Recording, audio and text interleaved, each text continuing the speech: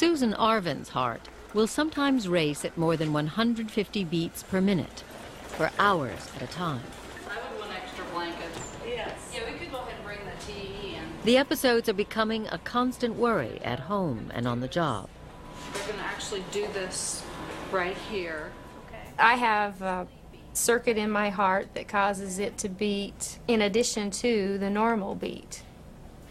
I'm an electrical engineer with one too many wires, is what I tell the people at work. It does affect my life, and I'm ready to have it taken care of, I hope.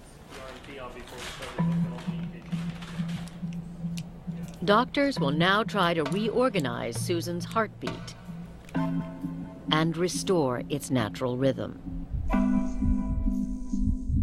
The normal heartbeat is a lightning-fast game of follow the leader.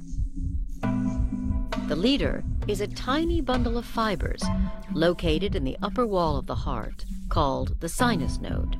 Most cells in the heart wait for a message that comes from the sinus node that says fire. And when that message comes to them, they then fire. Picture a row of dominoes that just go click, click, click, click, click, all the way down. That wavefront of electricity will trigger the muscle in the heart to squeeze. So when electricity travels from the top of the heart to the middle of the heart, the top chambers squeeze. When electricity travels from the middle of the heart to the bottom of the heart, the bottom chambers squeeze.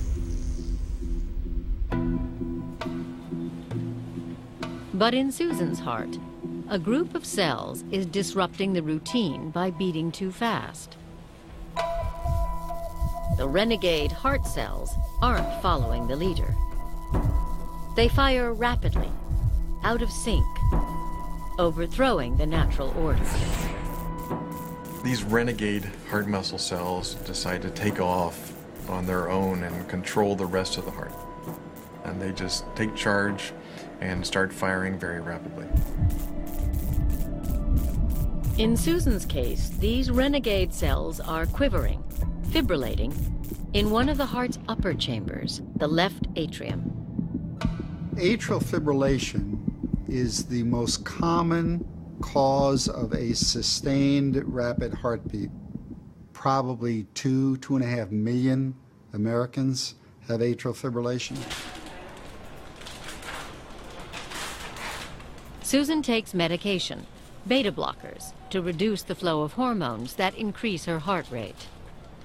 But new treatment options are emerging. Dr. John Miller will lead a hunt for the cells causing Susan's rapid heartbeats, using catheters threaded through Susan's vein into her heart.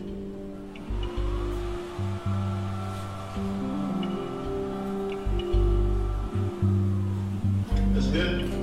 Okay. Once they are in place, Miller manipulates one of the catheters by remote control from the next room. A little deflection on it while you're clocking it. Probing the heart's chambers in search of disruptive cells. We can find that area causing that rapid heartbeat. And we can localize the exact group of cells causing it. And then we can kill those cells. Using high-frequency radio waves, the catheter knocks out the renegade cells by burning them. It sounds, oh my God, you're burning my heart. In actual fact, the group of cells we burn is so small, the heart shrugs it off and it's really no problem, and the overall squeeze the function of the heart.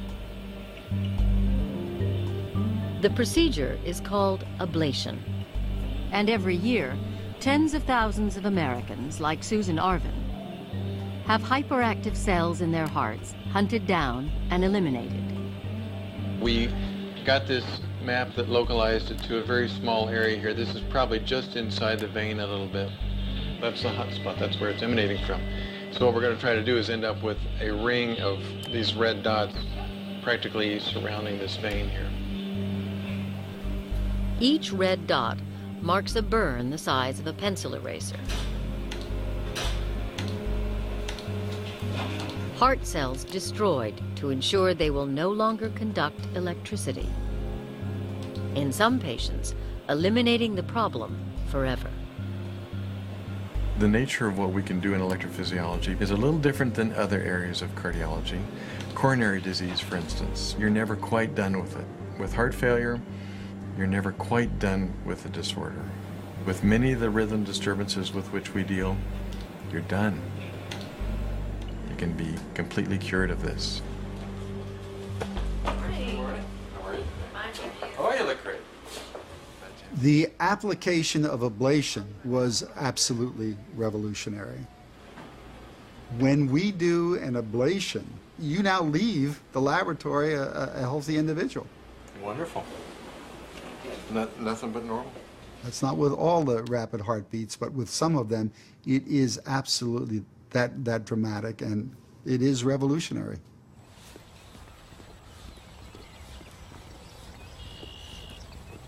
I feel great. I really do. Before, I would work out vigorously. My heart would beat irregularly for 4 or 5 hours afterwards. You know, after the procedure, it took me a couple of weeks to get totally over it and have it out of my mind, but it's kind of like a weight's been lifted from my shoulders. You know, I didn't realize how much I was thinking about it and how it was weighing on my mind until I didn't have to anymore.